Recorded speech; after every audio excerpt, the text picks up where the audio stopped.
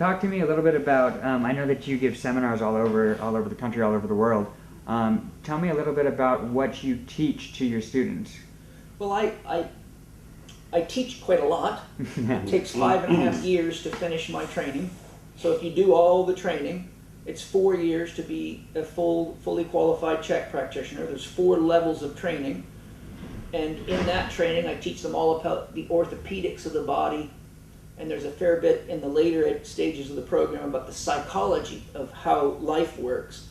And then the Holistic Lifestyle Coaching is a 3-level program where I teach them all about the principles that have to do with lifestyle and nutrition in general. So how does the physical, emotional, mental, and spiritual life merge together to create one conglomerate whole? And within that context, what are the things that we can do most efficiently and most effectively to bring about well-being in an individual? So for example, there's very, very basic principles: nutrition, hydration, sleep, breathing, thinking, and movement. Okay? So looking at the principles of yin, the female energies, yang, the male energies, nutrition, hydration, and sleep, they're the cultivating energies. They're the restorative phases. And breathing, thinking, and moving are how we spend our energy.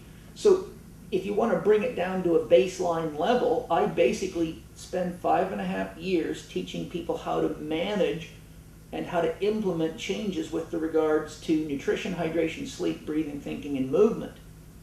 Now, it sounds simple, but it's like anything. If you look at the yin and yang symbol, it's one symbol, but I can lecture for 30 days straight on that one symbol.